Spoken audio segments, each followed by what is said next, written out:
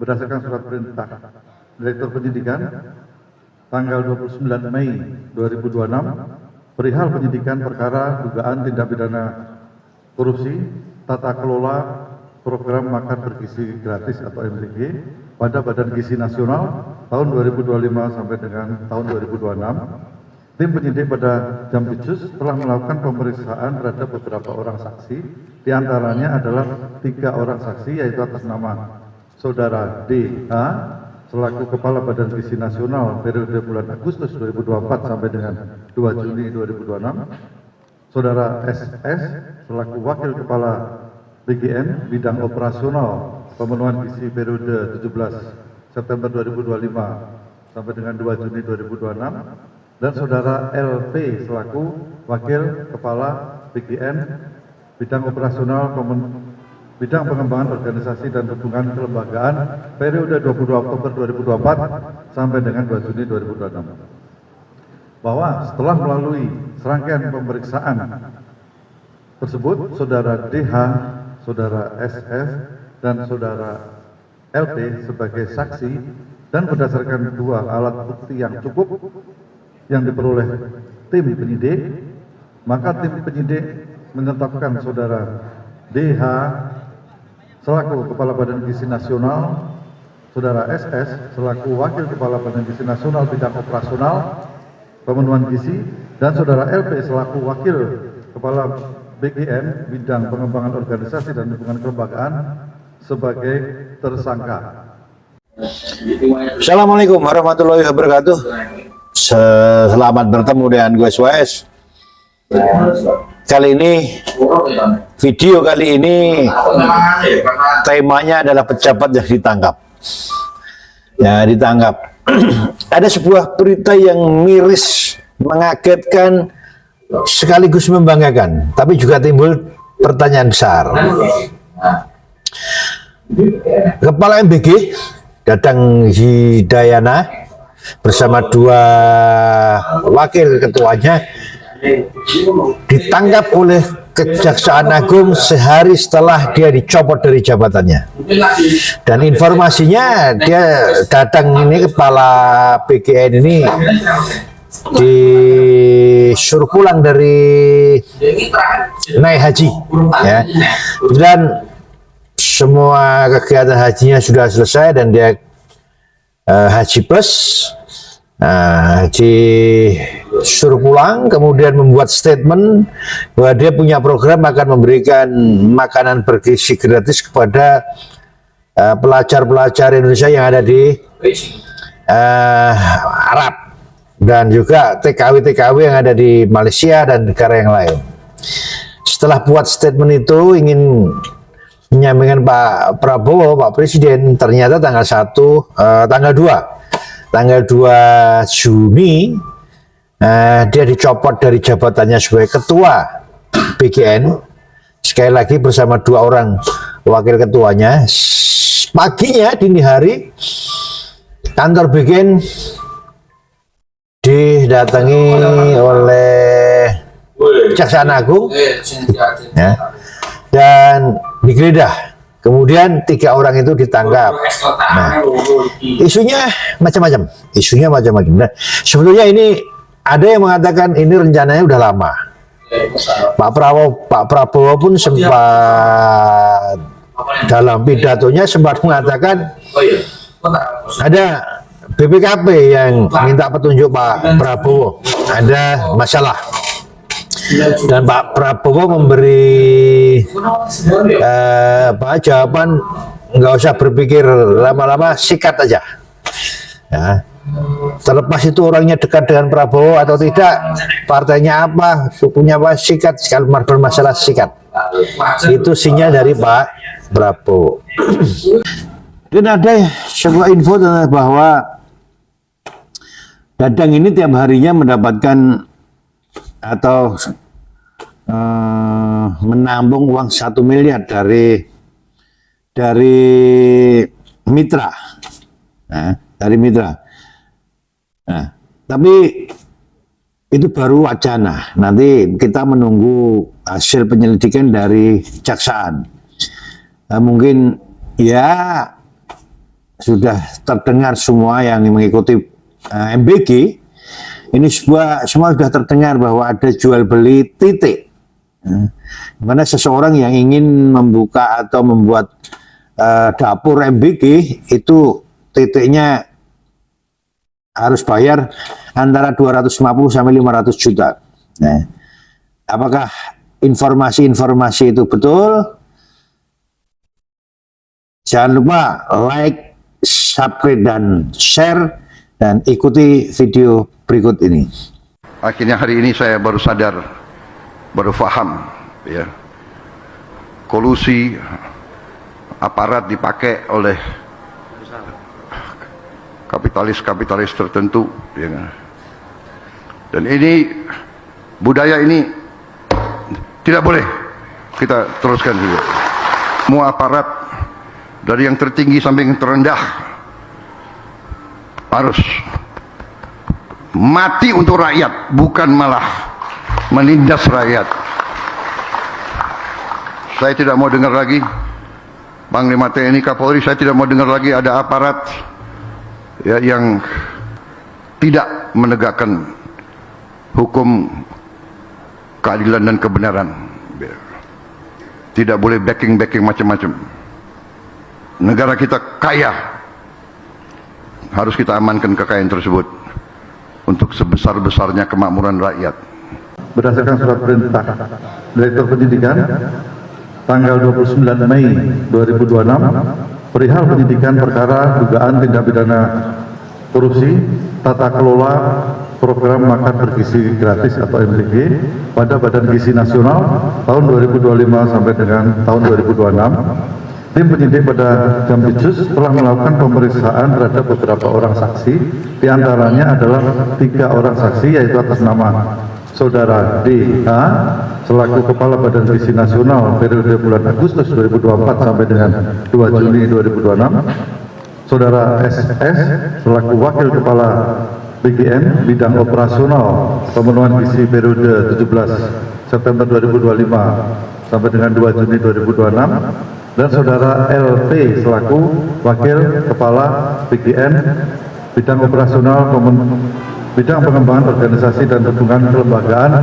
periode 22 Oktober 2024 sampai dengan 2 Juni 2026. Bahwa setelah melalui serangkaian pemeriksaan tersebut, Saudara DH, Saudara SS, dan Saudara LP sebagai saksi, dan berdasarkan 2 alat bukti yang cukup yang diperoleh tim penyidik, maka tim penyidik menetapkan Saudara DH selaku Kepala Badan Gizi Nasional, Saudara SS selaku Wakil Kepala Badan Gizi Nasional bidang operasional pemenuhan gizi, dan Saudara LP selaku Wakil Kepala BGN bidang pengembangan organisasi dan hubungan kelembagaan sebagai tersangka dalam penyidikan dugaan tindak pidana korupsi tata kelola program makan bergizi gratis pada Badan Gizi Nasional tahun 2025 sampai dengan tahun 2026. Ikan tadi sempat menyebutkan bahwa Dadan Hindayana dan juga Ludwig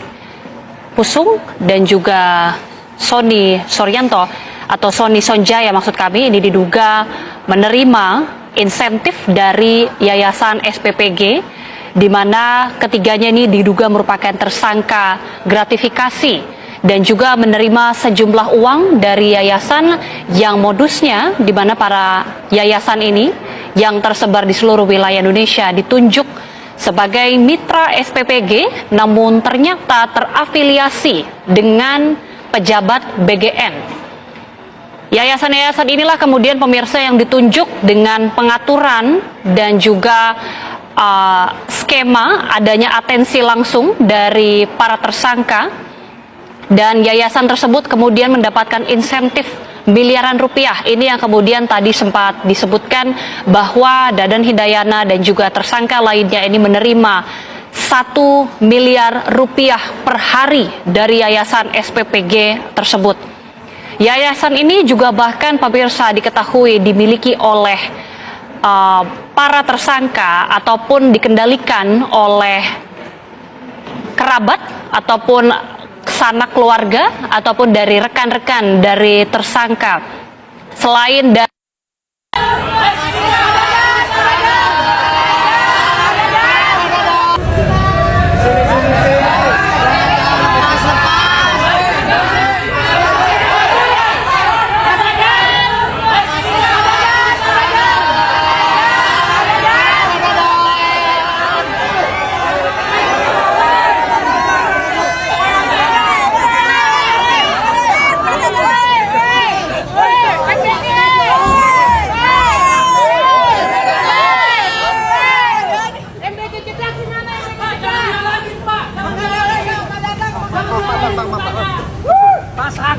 Tiap hari makan daging, woi. Dagang makan lele. Busuk. Pak, kalau emang ada kasih dong, Pak.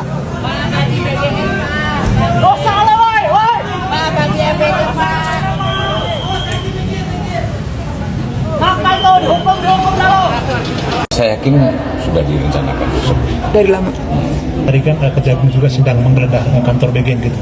Dan sebelumnya kan kalau nggak salah Pak Aldung juga sempat menemukan bahwa di lapangan ada terjadi praktek semacam jual beli titik dapur gitu. Apakah ini kemudian menjadi dasar dari Pak Presiden kemudian mencopot Pak Dadan gitu? Ya, kemungkinan besar seperti itu. Banyaklah informasi-informasi beliau. Saya rasa ke Presiden yang nyampe bukan tidak serta-merta dari temuan saya di lapangan, tetapi dari banyak sumber lah. Kalau saya kan dulu udah sebulan yang lalu mungkin saya sidak ke lapangan, ada hal-hal ketimpangan tapi ya yang baik juga banyak. Tapi Presiden inginnya sempurna bahwa semua itu tidak ada terjadi sedikit pun ada yang menyimpang dari program beliau. Karena itu tadi saya katakan ini uang rakyat yang harus dipertanggungjawabkan kepada rakyat. Izin penegasan dulu berarti itu kemudian salah satu faktor yang kemudian Bapak Presiden dalam hal ini mengevaluasi kepala BGN gitu. Ya, salah satu faktornya itu. Pak, artinya rencana penggeledahan ini udah lama Pak, gimana sih Pak? Saya yakin sudah direncanakan dari lama. Selain 17 orang yang sudah diamankan, tim juga mengamankan barang bukti, diantaranya ada 7 mobil. Kami akan menyampaikan update terkait dengan peristiwa tertangkap tangan di keimigrasian bahwa sampai dengan saat ini tim telah mengamankan 17 orang, 8 orang diantaranya merupakan penyelenggara negara dan PNS. Kemudian 9 orang lainnya merupakan pihak swasta. Adapun saat ini tim juga masih terus melakukan pencarian terhadap saudara SK yang merupakan Dirjen Imigrasi periode 2023-2024. Untuk itu pada kesempatan ini KPK juga mengimbau kepada pihak-pihak terkait agar bisa kooperatif sehingga bisa membantu dalam proses penanganan perkara ini. Selain 17 orang yang sudah diamankan, tim juga mengamankan barang bukti, diantaranya ada 7 mobil, kemudian ada 15 motor dan juga 11 sepeda, ya, 6 MTB dan juga 4 Brompton. Selain itu juga tim mengamankan logam mulia dalam bentuk emas, ada sekitar ratusan gram. Malam ini KPK kemudian akan melakukan ekspos untuk menetapkan status hukum pada pihak-pihak yang diamankan. Jadi kita sama-sama tunggu nanti pihak-pihak siapa saja yang kemudian ditetapkan sebagai tersangka dari peristiwa tertangkap tangan ini.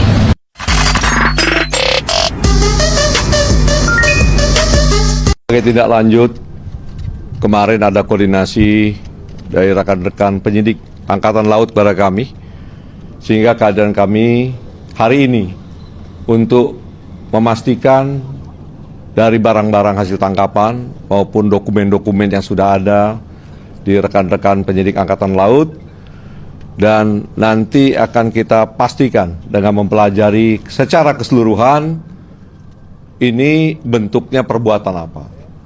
Ya, kejaksaan tentunya akan optimal mendukung semua tindakan tegas dari Angkatan Laut, terutama ini sudah juga menjadi perhatian Presiden. Ya, Komisi Pemberantasan Korupsi KPK melakukan OTT terhadap belasan orang di kantor imigrasi Jakarta Barat. Mereka diamankan terkait pengurusan izin tinggal bagi warga negara asing untuk dapat menetap di Indonesia. Belasan orang yang terjaring dalam operasi senyap tersebut diduga terlibat kasus suap pengurusan izin tinggal bagi warga negara asing agar bisa menetap di Indonesia, kartu identitas tetap atau KITAS maupun izin tinggal sementara. Selain mengamankan belasan orang, penyidik KPK juga mengamankan sejumlah barang bukti, yakni kendaraan, uang tunai dalam bentuk rupiah, dolar Amerika Serikat, dolar Singapura, falas, serta logam mulia.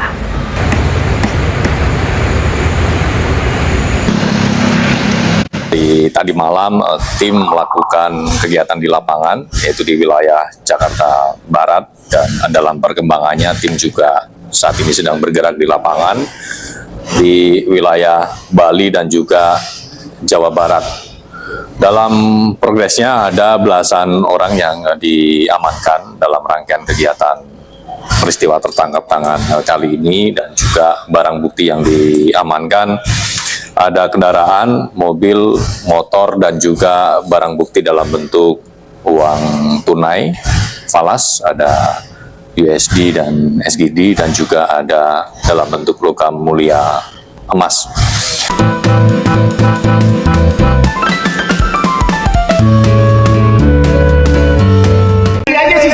CCTV. Tadi yang tinggi itu orang itu. Yang tinggi orangnya tadi duduk. Baru saja kita lihat bersama pemirsa, Wakil Menteri IMIPAS Silmi Karim enggan berkomentar terkait dengan pertanyaan yang diajukan oleh awak media.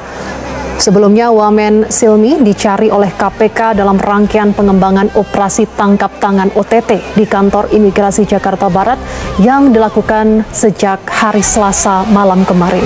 Sebelumnya, KPK telah melakukan pencarian Wamen Silmi yang juga mengumumkan pencarian Wamen IMIPAS Silmi Karim dalam operasi tersebut, dan KPK juga meminta dirinya untuk yang bersangkutan kooperatif dan menyerahkan diri dan membantu dalam proses penanganan perkara yang diduga terlibat dalam kasus korupsi.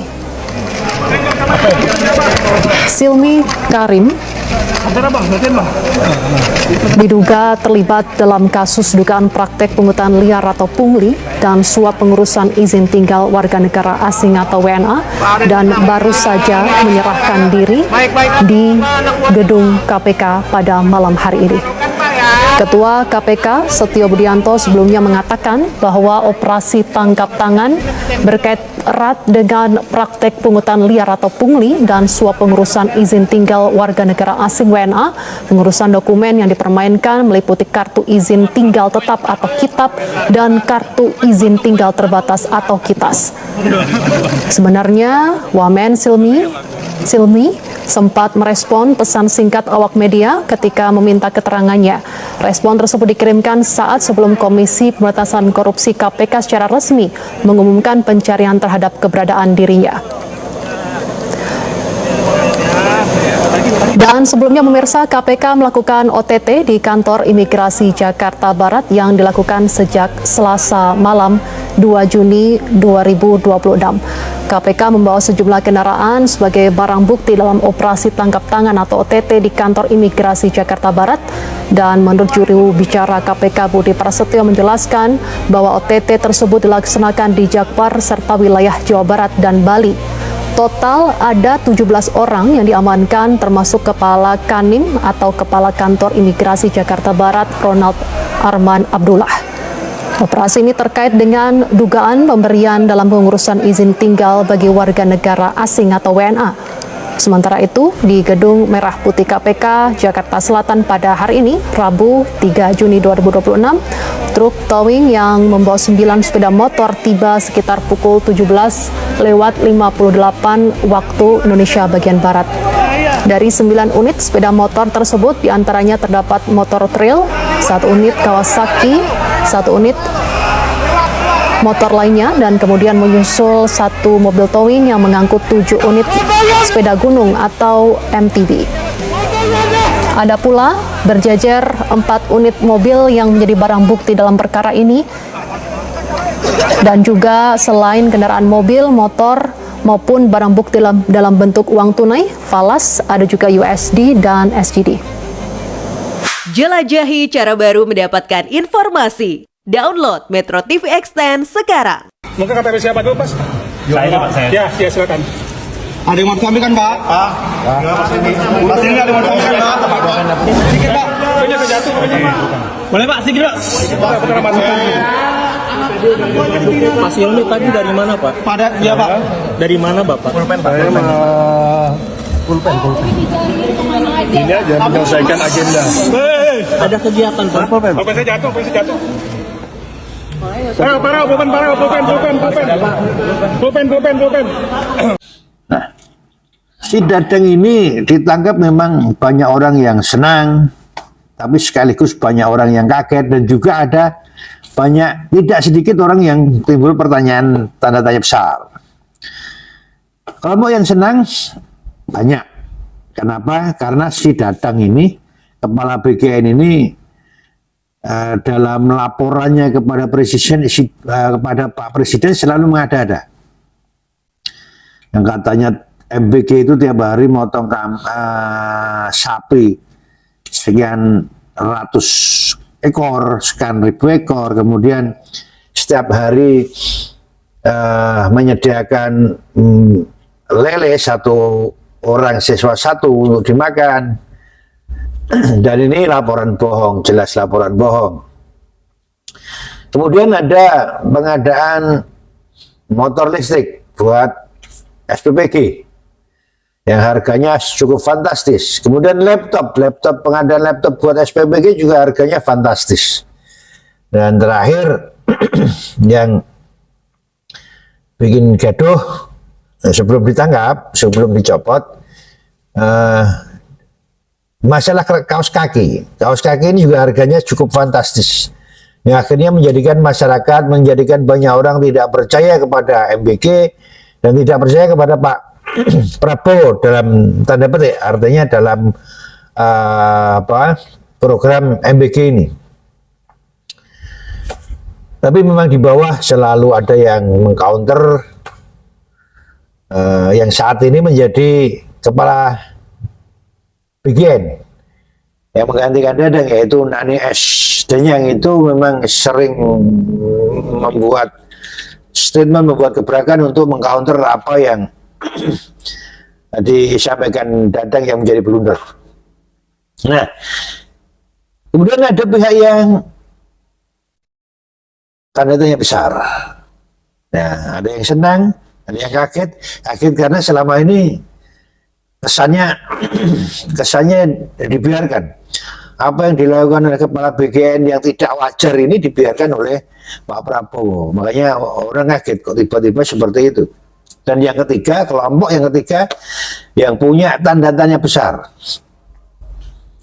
Kemarin Menseknek mengatakan bahwa ini sudah dievaluasi, dikaji selama 1,5 tahun. Terlalu lama seorang presiden mengevaluasi kabinetnya 1,5 tahun yang sebetulnya ini kelihatan sekali. BGN ini kelihatan sekali kolusinya kelihatan sekali dan besar sekali. Kenapa butuh waktu 1 tahun? Pertanyaannya yang menimbulkan pertanyaan, kenapa tanggal baru sekarang? Kenapa 2 Juni dicopot dan 3 Juni ditangkap, dipermasalahkan? Ini tanda besar. Nah, dan kebetulan hampir bersamaan dengan itu wakil menteri juga ditangkap, Silmi Karin, ya, di imigrasi. Itu ditangkap 17 orang. Ada 17 orang ditangkap. Di antaranya ada 8 orang itu PNS atau penyelenggara negara, kemudian 9 swasta. Dari penggeledahan yang belum selesai itu sudah ada 7 mobil mewah, kemudian 17 motor dan lain-lain termasuk ada emas. Dan ini masih terjadi penggeledahan dan wakil menterinya awalnya ya ditangkap setelah penggeledahan, yaitu Silmi Karim ini ditangkap. Wajahnya dia nggak di waktu ditangkap dibawa ke Jagung, itu dibawa KPK mungkin kalau Wamen ya, itu tidak mengeluarkan statement apa-apa. Ya, sekali lagi ini hampir bersamaan dan ternyata ngeri juga permainannya. Nah, ini termasuk kejahatan yang sebenarnya kejahatan lama, masyarakat sebenarnya udah tahu. Cuman baru kali ini ada tindakan penangkapan dan pemrosesan. Semoga koruptor, penjahat kelas kakap di negara kita cepat segera ditangkap, dimiskinkan, dan uangnya untuk kesejahteraan rakyat, untuk kegiatan negara, untuk membayar utang-utang negara biar rupiah naik, kondisi negara aman, masyarakat tentram dan sejahtera. Wassalam.